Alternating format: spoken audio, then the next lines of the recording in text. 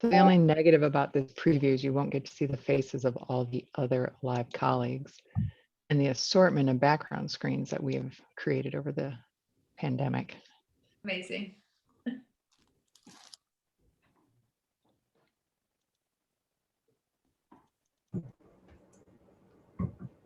So Jakai, I still see a good amount of people connecting.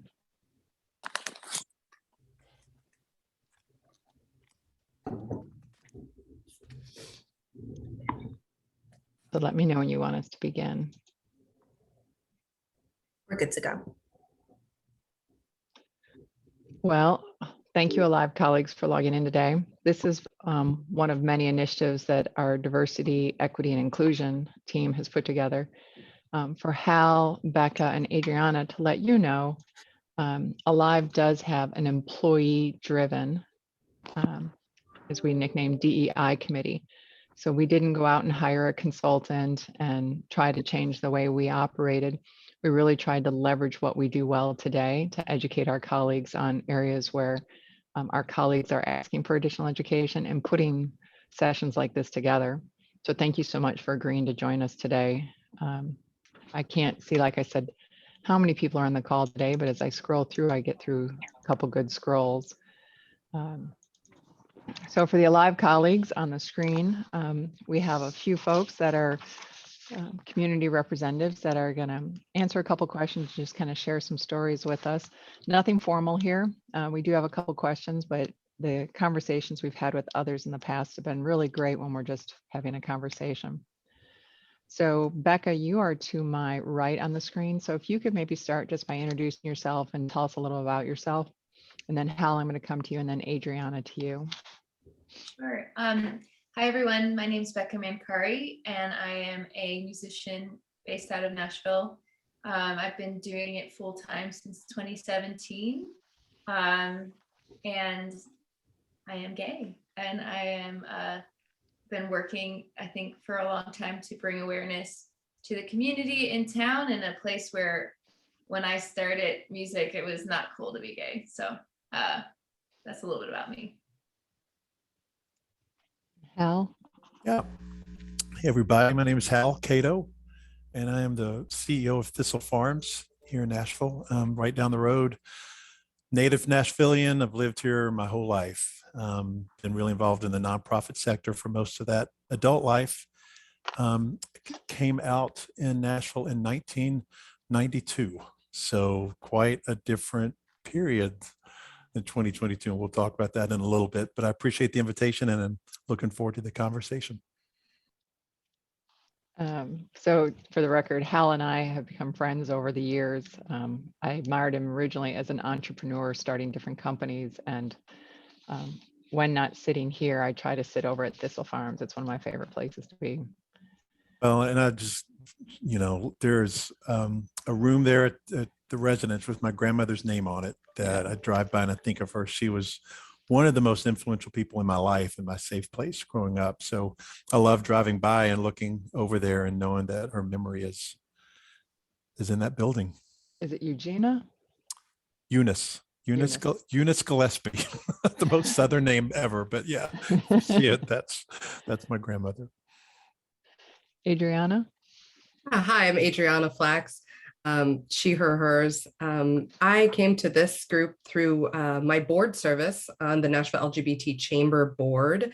My full-time role is I'm a diversity, equity, and inclusion consultant with a group called Culture Shift Team.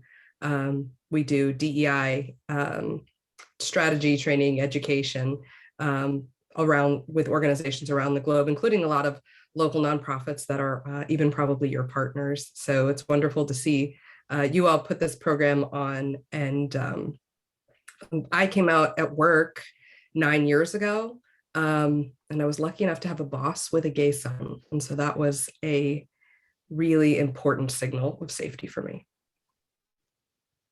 Right. Well, as we kind of go through some of the questions here, we're not going to ask all of them. But like I said, we'd rather just have a conversation than Q&A type component. So the first question that we put out there, what challenges have you faced professionally and personally as being part of the LGBTQ plus community. There's more letters being added every day. So Becca, do you want to kick us off and then we'll just go naturally through conversation? Yeah, sure. So I came to Nashville in 2012.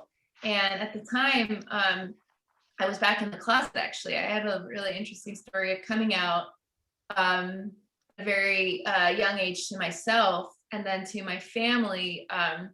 And I went through like conversion therapy. I went and moved to India for years. Jakaya, you don't know all this about me yet either, but you know, I had a very difficult coming out story. You know, I had it as where I was told, you know, you're basically on your own, you know, like you're kicked out, you can't be around your siblings, you're one step above a child molester. My dad said to me, just really strenuous activity towards trying to get me to deny who I was. And so I spent years down in South Florida, actually, as a janitor first and then a teacher. And I tried to practice being celibate and, you know, went back into the church and tried a lot to change who I was. And I remember down there, I moved up to Nashville because I've always been a songwriter. And at the time I was just doing it for myself. But I think for me, when I moved to Nashville, it was pretty evident.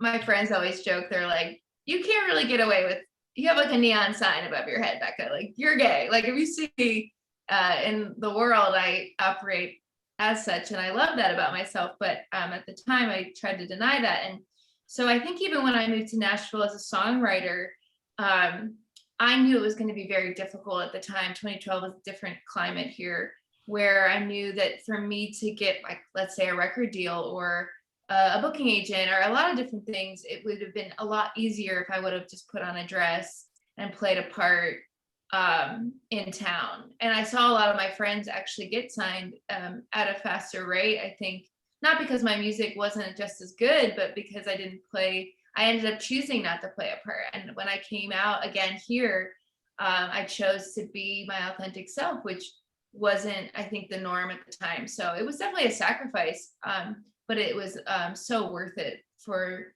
my art, for my message. And, you know, I've spent now years in the industry being able to have my fans come up to me and say, literally, you know, your music has helped me come out, has helped me through a time where I was abandoned by my family as well. And I can't tell you how much it's worth it for me to have been an artist that has been open in my music. So that's a little bit about, I don't know if that answered the question, but it gave you some backstory. So. Oh, that's great. And Yeah. I think from the Alive team, as we go through, don't hesitate to jump in and ask questions and be involved in the conversation. I have a question for you, Becca. I'm sorry, say again. Yes, I'm just formulating my question. You haven't missed anything yet, but my question is, has your family come around to accepting you after sort of ostracizing you for so long? Yeah, I mean, it has been a very long time at this point. It's been, I think, 13 years since I came out. Just this past Christmas, I have a partner of 7 years. We're going on 7 years together. And just this past year, my mom finally said we were allowed to come for Christmas, but it was under the condition of pretend like you're not together. Don't act like this, you know, give me one day. I'll never accept Maria as, that's my partner, Maria as your anything, you know, she won't be in a family photo, like just a lot of conditions. But it is a step, you know. I think for me, my mom actually got breast cancer last year. And so I went home and that was kind of the bridge that helped me, I think, say, you know, I've always loved my family. I've always wanted to be, I was never a rebellious kid, but I had to separate ties for many years so that I could survive. You know, my parents, their whole belief is that if they can be as harsh on it, that someday I'll break because I'll be alone enough to feel that I can't handle it anymore, and that I would be able to be straight. And they still, I would say, you know, to answer your question, they still are not accepting, you know, and they still are very much, it's conditional love. But, you know, for me, I've learned a lot about unconditional love, and I believe I have that for them. I just have not received that from them. So, but they're in a religious, I would say almost cult at this point. But that's for another question. So. That's a different session we have. Yeah. Hal, same question to you. Yeah. So tell you a couple of stories. We'll start just, in terms of what challenges I've faced professionally and personally. As I mentioned a moment ago, I came out in 1992. I grew up in Nashville. When I was growing up, there was no diversity. I went to a school with no diversity. There was Jewish and Christian. That was it. There was nobody else beyond that. I was beaten up in an elementary school. It was a public school, and this was also the time when busing was a new thing in Nashville, and there was just a lot going on. And my parents didn't feel like I was safe in that school, so they put me in a very conservative private Christian school, one of the many that started in Nashville in the 70s in reaction to busing. We couldn't afford it. My mom worked in the cafeteria. She taught art. She did anything she could do to help me stay in that school. And at school, we had mandatory Bible every single year. And so I just grew up in this very oppressive, conservative environment. I knew that I was different. Didn't know what it was. There was no word for it at the time. There was definitely no imagery, no anything. But every now and then when those Bible verses in the Old Testament people love to pull out were pulled out in Bible classes, I knew they were talking about me. So I got through school by blending into the walls, just keep your mouth shut, blend into the walls, because the bullying was still going on, but also by doing everything I could to excel, because I felt so unpraiseworthy. I overcompensated by trying to do everything I could to earn a little bit of praise. The safest person in my life, she knew me better than anyone, and she loved me more than anyone. It was my grandmother, the one whose name is on the wall there at your residence. And she was my safe spot. We did Meals on Wheels together for many, many, many, many, many years. She had the same route. Probably almost 18, 20 years she did that Meals on Wheels route. When she passed away, I had just moved back and I was on the verge of coming out, and I picked up her Meals on Wheels route to honor her. And that Meals on Wheels route is what started, Hands on Nashville. And what I discovered through that was I was so ashamed. Once that self-hatred and shame are imprinted in your heart, it's really hard to grow out of it. Like Becca, I too went to conversion therapy. I went to an Exodus program at a Nazarene church in East Nashville, did it for a year. That's a whole other helpline. It's a whole other conversation, but I was doing everything I could to not be gay, because I just didn't feel like anybody would accept me. However, where I found the greatest acceptance and love was when I went out on the margins, Meals on Wheels, and then I just started finding other opportunities to serve and volunteer. And I kind of came into myself and came out by standing with those who were just as disenfranchised as I felt. And that experience really, directed me to where I am today, here at Thistle Farms, which we can talk about in a moment. You put that at the same time in the early 90s, it was really tough. America was incredibly divided. I remember I worked for a boss, Don't Ask, Don't Tell was just getting signed into law. And he was a military guy and ranted all the time. And I knew he knew that he had to know. Clearly, I didn't stay there very long. I left that company, went to another organization, and a couple of years later, I was inadvertently outed in the Tennessean, believe it or not, it was in the society column, when they listed me as being at an event with my boyfriend at the time. Wow. And I just freaked out. I went in and showed my boss, said, you just need to see something, I don't know how this is going to go. And she shut the door. She said, I'm okay with it, but can we please leave it in this office and not talk about it anymore? And I remember this combination of feeling proud of myself and ashamed of myself at the same time.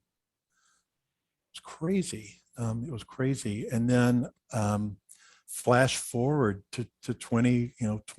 I mean, last week, I think it was Adrianna, that we were all sitting together, LGBT Chamber Awards at the Music City Center.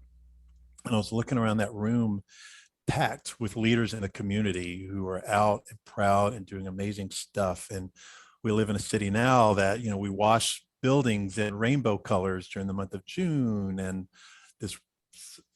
tomorrow night, I'll go to Pride Night at the new Nashville Soccer Club. And there's just so many things that I never imagined in a million years that this city would become. So I'm very grateful that we are where we are. I wish I could go back to 1992 and tell that Hal at that point to love himself, not go to conversion therapy, and just know that it sounds cheesy, but it will get better, and it did. Thanks, Hal. Yeah, so my professional and personal story, it's quite different than a lot of people in the LGBTQ community. I've heard a lot of stories that have, a directly religious component or things like that. So I am a New Yorker living in Nashville. I'm Jewish and I'm Latina.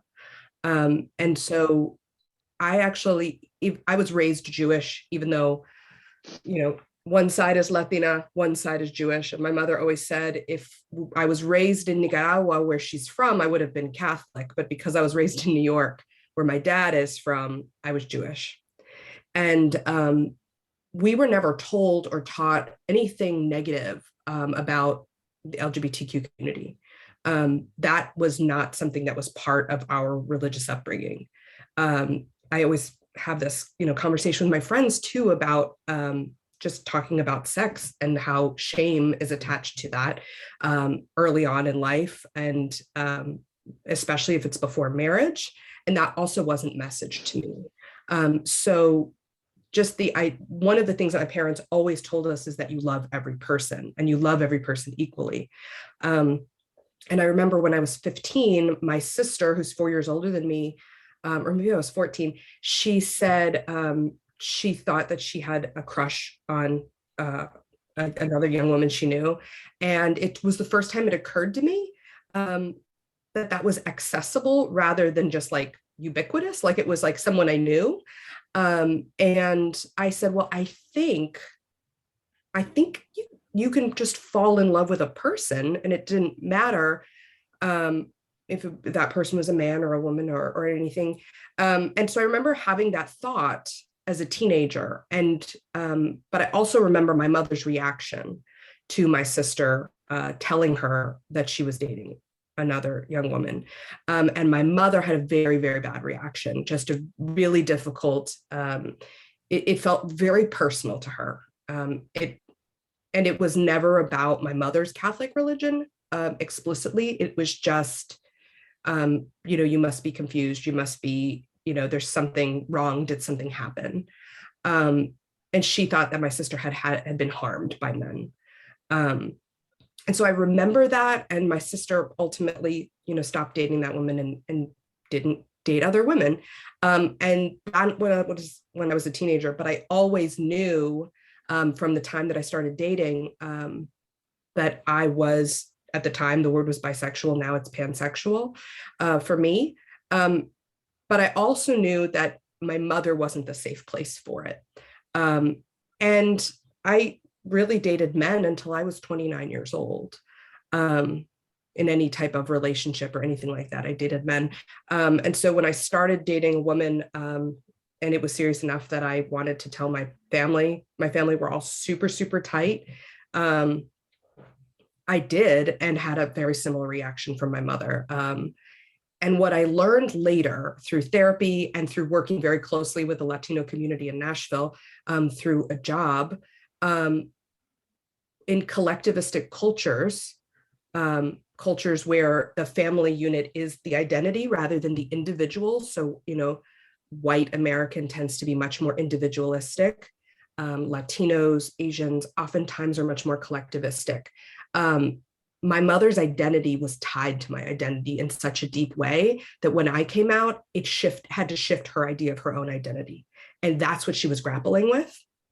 And so when I learned that in therapy, and my mother had this really difficult reaction and didn't speak to me for several months, that had never happened in my life. I have 4 best friends and they're all blood relatives. So that was really difficult. But I learned that was her journey. And the longer I tried to hide who I was from her, the more I sort of took the bullet. And my therapist called that sacrificial love. And he said, you're practicing sacrificial love and you're severing pieces of yourself for someone else's comfort and safety, but you're also not allowing her to grow. And so when I told her, I knew it was going to be really difficult and, hard, but I sort of gave that baggage back to her rather than keeping it on my doorstep. And it took months, but she did come around and she was sort of neutral to it. And then when I started dating the next person who was ultimately my wife, it took her some time, but, fast forward a few years later, and when we talked about inviting her family members, her Nicaraguan family members to the wedding, my mother said they can only come if they're 100% supportive. And if anybody were to say anything, I'll be the first person to ask them to leave. So I always joke that my mother had the most profound transformation in a short period of time that I've ever seen in any person. But she did. And so we went on a journey. I will say my father didn't fully understand, but never questioned anything about it, except for, I don't know that I get it, but I don't care. I love you. And then the rest of it will work itself out. And my sisters were my 2 biggest advocates. So I had that at home. So mostly it was a journey later than many folks coming out, and just a bit of a different one. At work, I did have that boss who had a gay son. And so my first place where I came out at work was Martha O'Brien Center here in Nashville. One of our senior VPs was an out gay man. He's still there. That was super helpful. He was the person who hired me. So coming out at work was so much safer to me because I had these signals of safety.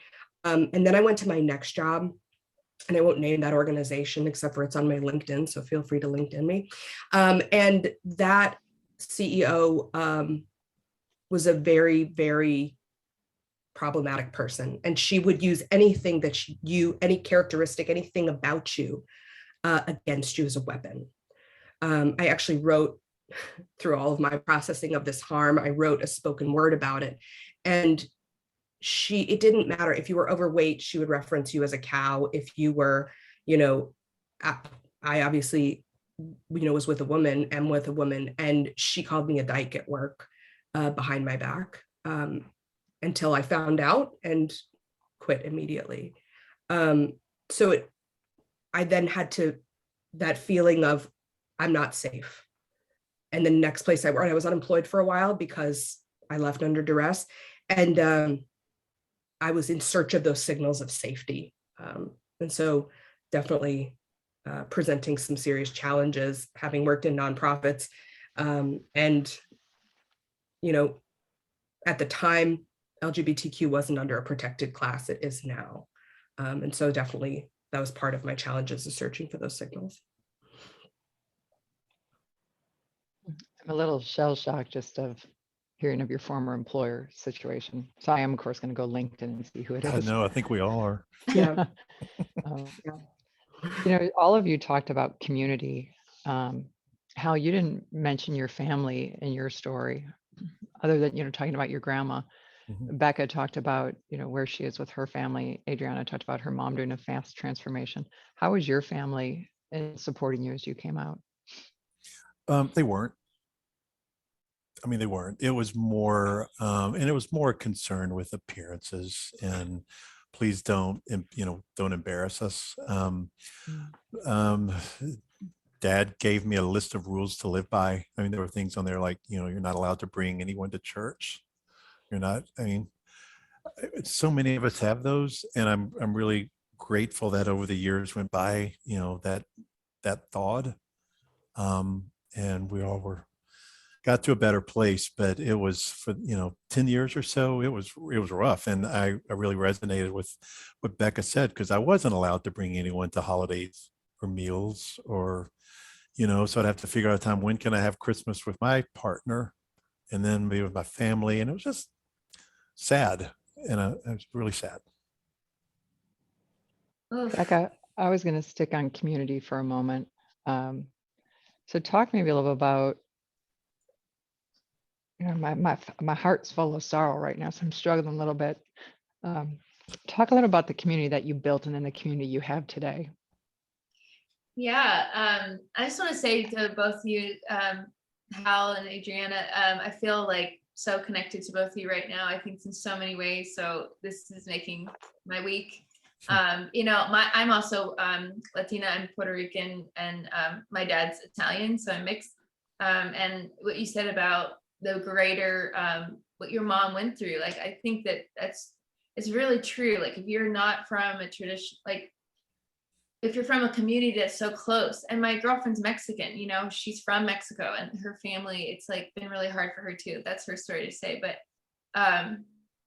community is important, and if you grow up, I've always grown up with a lot of kids that were also mixed, or who were, I think Nashville is probably an interesting city for me because it's the most segregated city I've ever lived in, to be honest, which has been really difficult for me.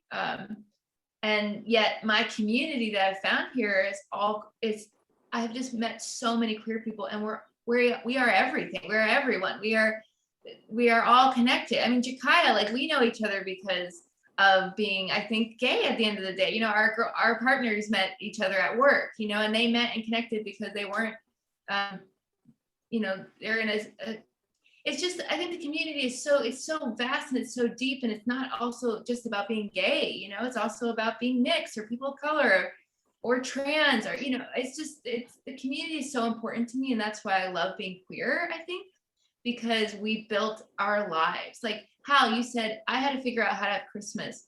I also had to figure out how to have that.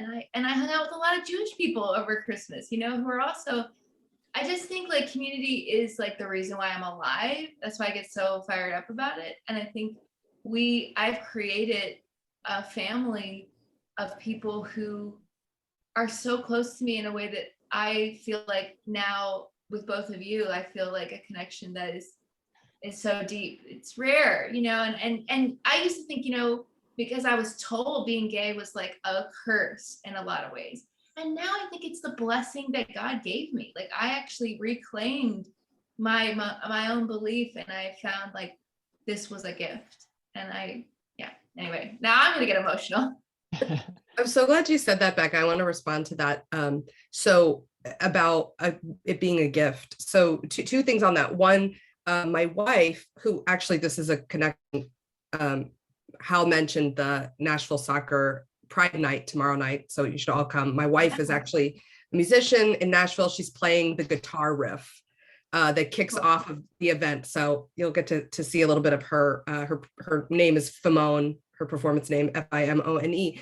But her side of the family, when we spend time with them, our nieces and nephews only have gay aunts and uncles. They only have gay aunts and uncles. Uh-huh. My wife's brother is gay. And they don't have relatives on the other side. So I say to them, what do you say when your friends come over? Like, they'll come over for Christmas, hang out at Christmas break, and we're all there. And they're like, I don't know. I just like act like it's nothing. And I'm like, well, here's what you say. If anybody says, like, why are all your aunts and uncles gay? You say, we should all be so lucky. Mm-hmm.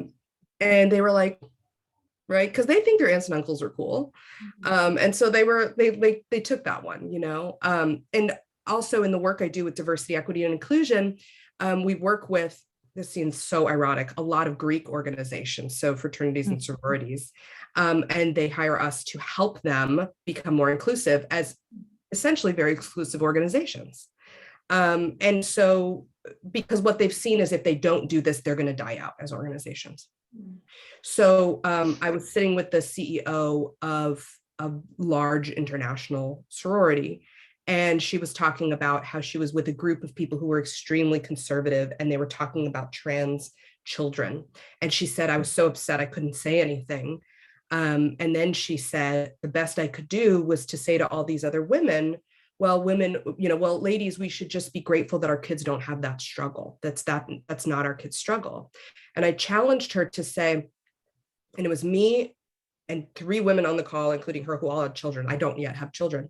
And I said, I'm going to say this to you, but I'm going to say this to the 3 of you on this call who are mothers of children. Every child is going to have challenges. And I hear what you're saying, that you don't want your child to face obstacles and challenges or harms. I said, but every child has something, and they're going to be picked on for it, acknowledged for it, face a challenge. I said, maybe it's a speech impediment, maybe it's a physical disability. I knew one of the people on the call, her son has ADHD and learning disabilities. And I said, what if we looked at it as, I'm so grateful that you're being shaped in these beautiful ways. Instead of, I'm glad my child doesn't face that challenge. You wouldn't think of saying that out loud if one of the people had a child with a disability, or one of the people had a child with any other thing that society deems to be a challenge. You'd say, this child is incredible. And so imagine what incredible character and beauty that is building within that person. And so I told her too, I said, I regularly tell my parents they're so lucky to have a gay kid. Awesome. You made a comment there. Hal knows the couple I'm referencing, but my daughter's really good friends with a young man who has a 2-dad family, as they state. And right after she became friends, when she came home, and she said, Roman has 2 dads. Isn't that cool? And I just thought that was the funniest thing. Yeah. One thing I want to add, you're talking about community that I really believe in. I think, community has a lot of connotations, some positive and some negative. Community has excluded. It is, created in group language that makes others, feel left out. I mean, for decades, I was part of a community, but I never fit into a community and didn't feel like I belonged there.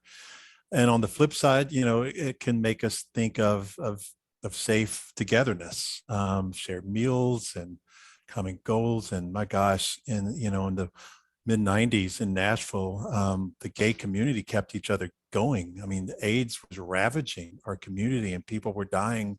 They were scared of us. My parents just knew I was going to die of AIDS any day now, and that what I've come to believe in my nonprofit work, and just maybe it's just age, that community, it's a quality of the heart, and to me, it comes from the realization that we're alive, not for ourselves, but for one another. And community is built when we make the interest of others more important than our own.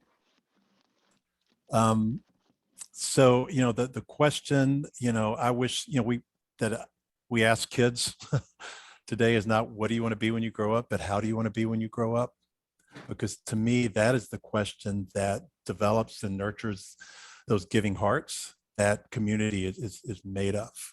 And there's sometimes I get really sad about the LGBT community because, it's not always, you think we're one voice. It's not, it can be very divided and political and turfy and all of these things. But fortunately, I think they're more trying to make it more about quality of the heart than anything else. So I don't know why, something just spoke to me. I wanted to share that because I think it's what could unite everybody on this call, whether you're gay or not. It's making the others' needs more important than our own. Hal, as you're speaking, I grabbed the Finding Your Way Home. So proclaiming original grace. Yeah. And there's a phrase in there that it said, sitting in a circle with women off the street, I found grace in that circle such that I had never known before. And when you were speaking, I thought about that you can find grace and comfort. Mm-hmm. And I'm sorry, there was an alive colleague, I think, that was going to ask a question. Well, I was asking, is that reference to me? Yeah, I was asking if that's okay if I ask a question. So this is great discussion. And yes, I've known one of the three panelists for more than a few years. Donna Portman, you guys hear me? Oh, maybe that was Donna who was asking the question. Was it me or Donna? Why don't you ask your question and then Donna will come to you next.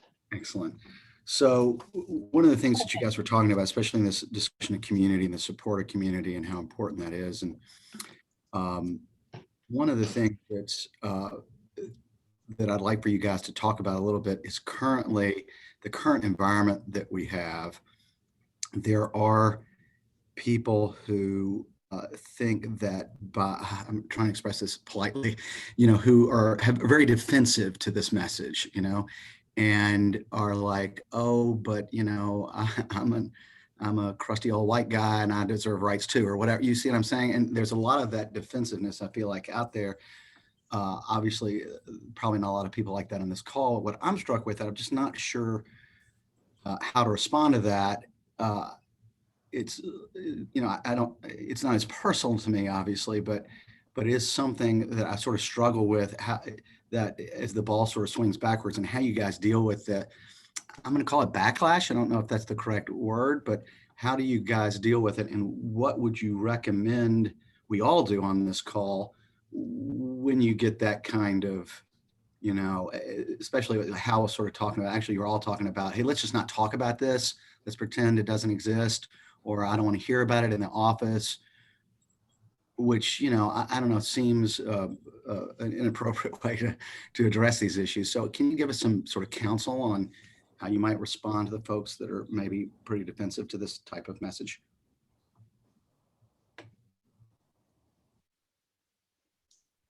I'll let y'all take that. Yeah, Adriana, you want to take that one, or I'll jump in? So I have so many thoughts in response to your question, Mac, and thank you for it.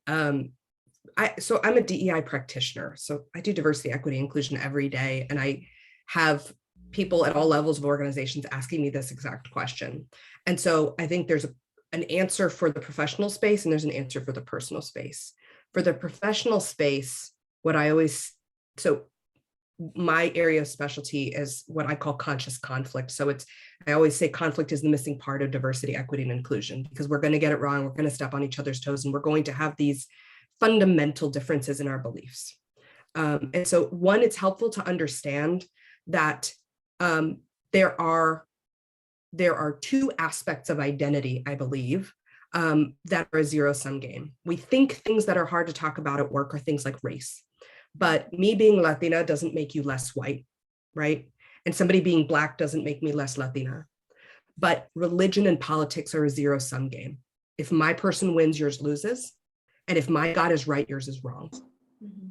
And so it's helpful to remember those things, to say, when people say we're going to agree to disagree, it becomes because I don't want to have the conflict with you to the degree that one of us has to be so wrong that we are eradicated.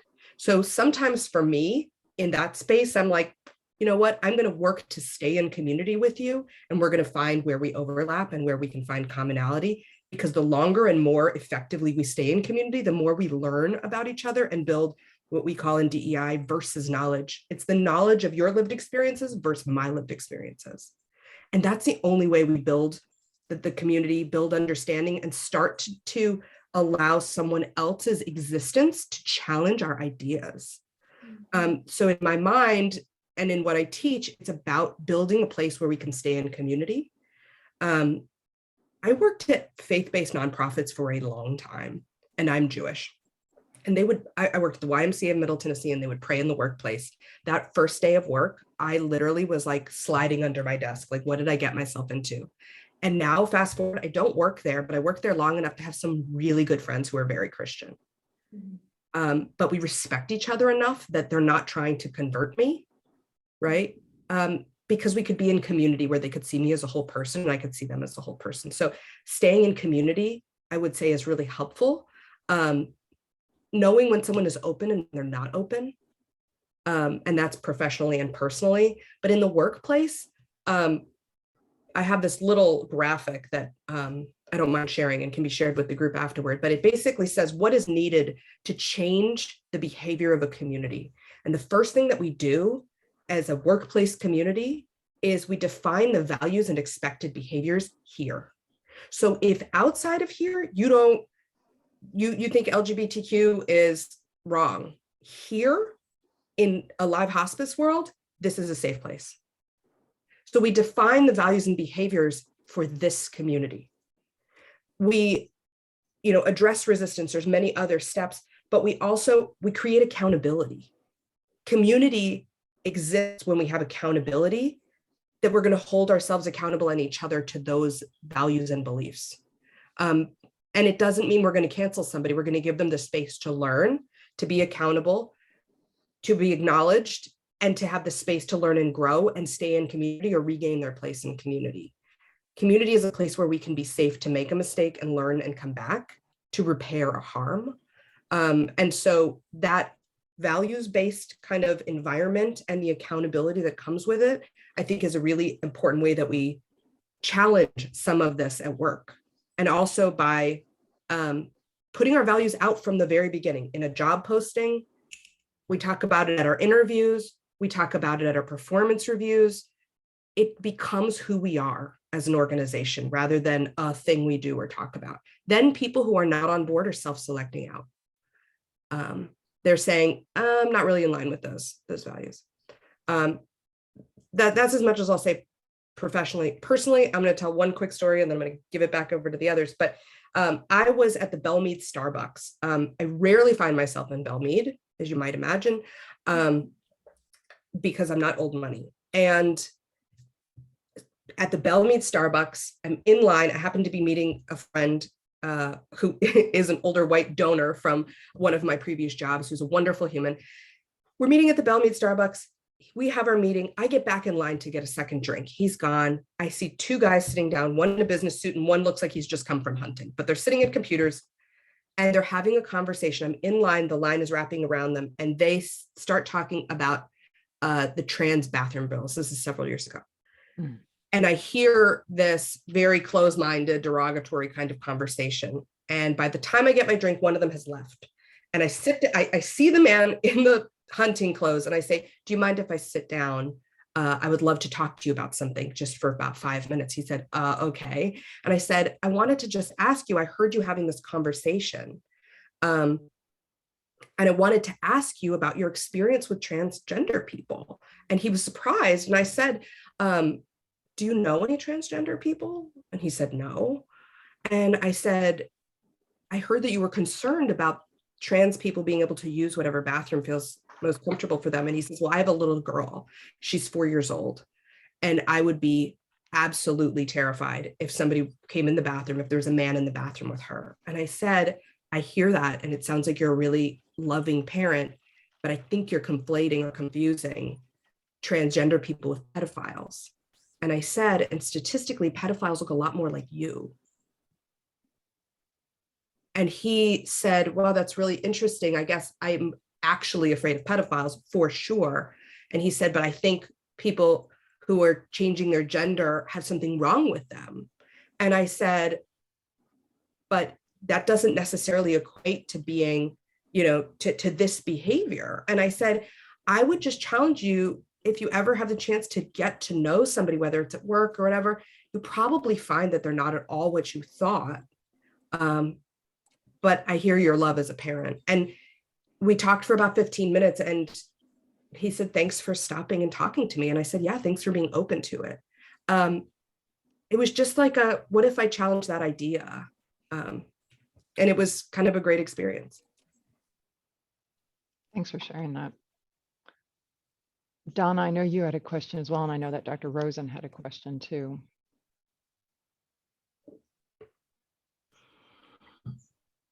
Hi, I don't really have a question. I just kind of had a comment. So I just wanted to comment on how wonderful this all feels. I have a transgender child that's 17, and it's a huge community here, and I feel the love just in this meeting, and it's so nice to just have support.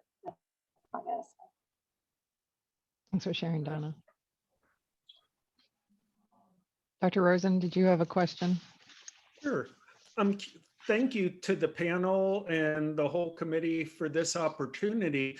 One of the things for us in healthcare is being able to relate to people where they are, either in their perspectives, their priorities, and in healthcare, often different groups, whether from minorities, underrepresented, or other types of behaviors.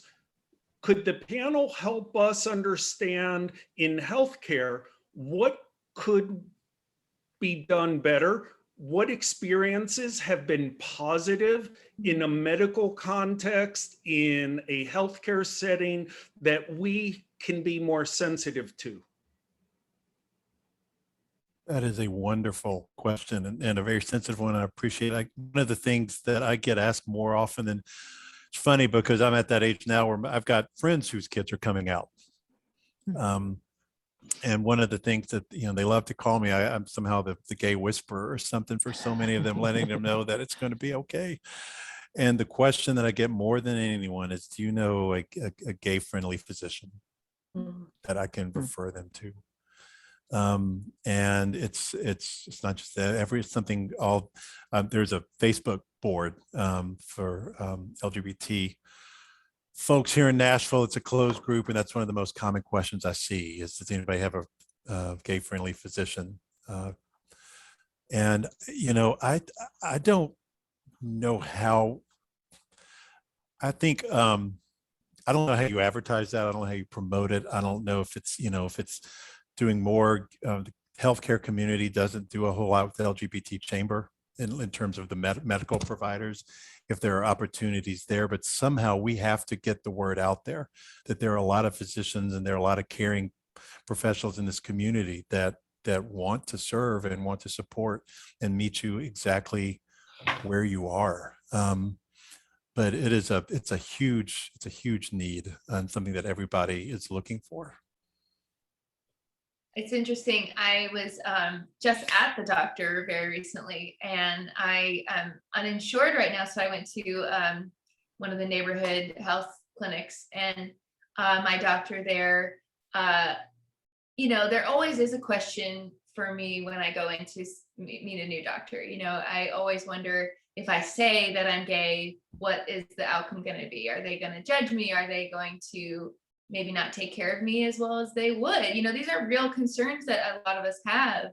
And also, something that I realized too is, like, in the community of my mom, with her breast cancer, I think they're also, being a Puerto Rican woman, not being taken seriously when she says, I'm having this issue. Her mother died, my abuela died of breast cancer, so it's like our healthcare system in and of itself, I think we all know, is broken in a lot of ways and is overworked in a lot of ways too. So they also need the support. But I think for me, as I get older, I want to always be really open, because I think I have a little bit of a tougher skin, and I have so I always go in being like really openly, like, I am gay, these are the things, and maybe even that interaction with that doctor kind of softens, like, okay, I met somebody that was great and was able to connect. I was able to connect with them. So I think it's just full circle. We're saying the same things over and over again. I think it's like how we communicate with people, how we are open-hearted, how I think that's so beautiful. I know Thistle Farm a little bit. I didn't know you were there, working there. I think it's such an amazing place. Adrienne, like, what you do is amazing. Like, I think what we're trying to say is that I think the queer community is always kind of going above and beyond, right? Like, I think there are a lot of us are just like, we've given our lives to saying we are willing to have the conversations. And sometimes we have to do that for other people in our community that don't have the strength to do that, by the way. There's a lot of us that are just surviving. I would say, 3 years ago, I wouldn't be on this panel. I don't even know if I would have been alive. So mental health is another big thing. I found a therapist finally who works with musicians, and it's free. I had to go into the session very recently saying, I am gay. If that's a problem, just please tell me right away. I can't be hurt by a therapist. And it was such a positive experience. So there are, I guess that's all I have to say. I just think, again, like being open-hearted, not letting people take your joy. That's just kind of where I'm at right now. And I think my little part is just being openly, going to a clinic like that and getting help and actually receiving really good care. Now I'll say, so it's not something I often share, but it's appropriate for the panel. So I've been going through fertility treatment for 4.5 years. And we started in Nashville, and we were going to a practice in Nashville, and we kept getting these signals that we weren't seen. When somebody asks you, what's your husband's name? Will your husband be at the appointment? Not only that, it's like, why could a single woman not be there, let alone a woman in a same-sex relationship, or any other scenario. And we ultimately stopped going there, and I started going out of state for my treatment. And my OBGYN actually asked me how it was, because she knew I'd changed doctors. And she said, how was it? What was your experience in the Nashville practice? And I told her a little bit of it. And she said, do you think that they were more like kind of more openly hostile to you, or more difficult specifically because you are in a same-sex relationship? Or do you think that there's something that they were overlooking, right? And I said, it's so hard to tell because people don't out and out say, hi, I'm homophobic. And they're also, it's such, a person may say, I don't have any problem with that lifestyle, and just be so unaware and not make them self-aware that they don't have the skills or the awareness or knowledge base. And so there's a difference between being openly hateful and remaining unaware or ignorant of a population and their experiences. And so what I would say to healthcare practitioners or anyone in this space, and I will say hospice absolutely, saved my brother-in-law's life while his husband was dying in another city. So not this particular hospice, but making yourself aware, making it intentional. It's like a boss having an open door policy versus a boss making an appointment with you to say, how are things going? What can I do to remove barriers to your success? Those are very different things. I mean, honestly, it's any marginalized community. The women I work with here at Thistle Farms are terrified of going to a doctor because of being judged. Yeah. So it's much bigger than this population. Yeah, and I was having a conversation with somebody last night actually about health equity and how organizations, practices just so need training in the health equity space. And that really speaks to underrepresented and marginalized communities' experiences. And we oftentimes even just think that these are separate little monoliths, when actuality, intersectionality is so important, and understanding that people have different identities that are marginalized. And so being a woman, being Latina, being LGBTQ, but then also myself, I know that I walk through the world with the privilege of white skin and not, speaking with an accent, but in general, understanding people are having these experiences and the different effects of racism and homophobia and so on and so forth compound. And so making yourself aware, getting training, working with somebody in health equity, even just training on understanding differences in culture. Like I said, the collectivistic versus the individualistic is something that we teach among other aspects of culture. Orienting yourselves as lifelong learners in the healthcare space is the best advice I can give. That's awesome.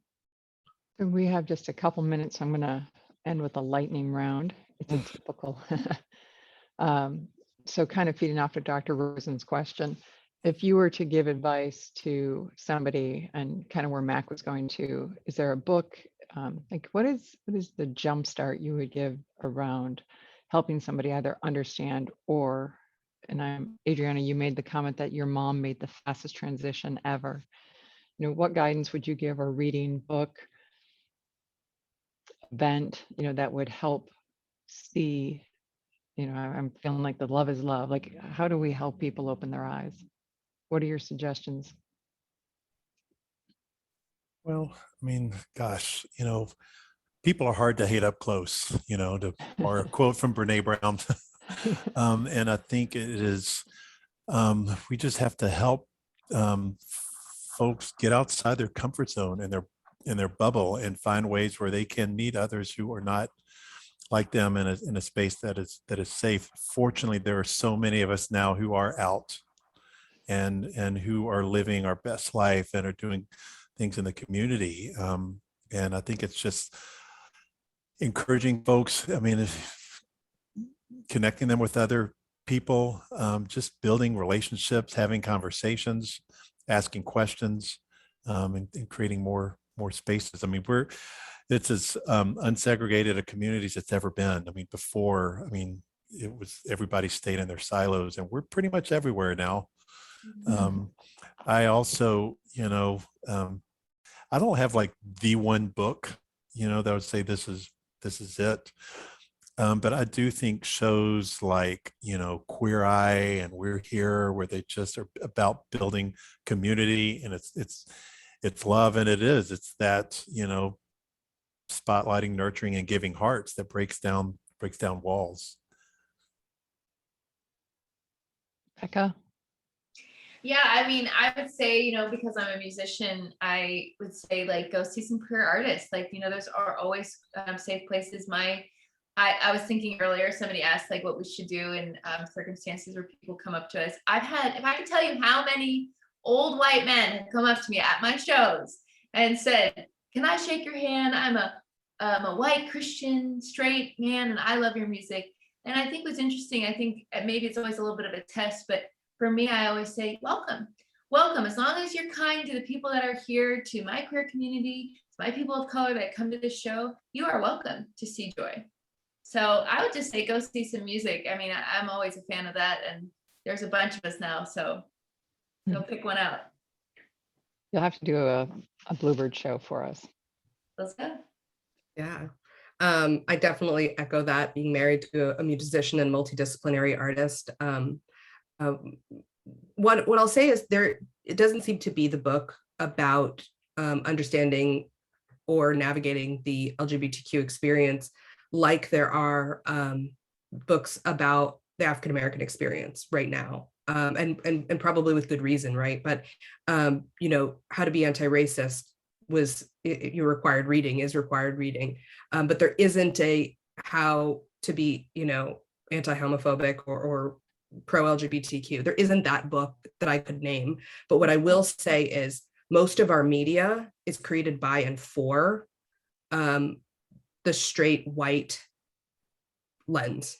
It's by and for straight white, people, cis straight white people. And so challenge what you consume in terms of your media. So that's music, that's podcasts, that's film. I remember going to see the movie Carol, and my wife was crying within the first 5 minutes, and then probably cried, 10 times throughout the movie. And she just kept saying, this is us. This is like, we never see what it feels like to fall in love. We just don't see it. So consider the media you consume. There are so many great films that speak to the LGBTQ experience. And yes, some of them, especially I remember watching some in the 90s and the 2000s that are really kind of gay tropes, but consider what media you consume, because it starts to create that versus knowledge, the experience of my experience versus your experience. And like Hal said, you can't hate up close. Can I add one thing very, very quickly? This is a requirement. There's a movie right now that I somehow missed. It's from 2005. It's called Saving Face, and it's a Chinese American story. It's amazing. There's a happy ending. Just go watch it. It's like a feel-good queer movie. It's amazing. So, Saving Face. Pride tip of the week. Yeah. Yes. And I will say, I just saw a film at the Belcourt. It's going to be screened more, and I believe you can even screen it online. It's called Fanny, The Right to Rock. Oh, it's amazing. It's about the film. I mean, it's about the band Fanny from the 60s and 70s. They were an all-women, they were the first real big, all-women rock and roll band. But it talks about the LGBTQ experience from that time to now. And how several members of the band are lesbians, and their experience and their struggle throughout and to today. Well, we are out of time, and I know we probably could go, just keep going. So I know we have more questions from some of our colleagues, but I'll be respectful to your time. Thank you so much. Thank you, Kimberly. You. You know, as Just our fabulous. DEI committee exists, is to educate, to expose. I love the line that hard to hate up close. So Mm.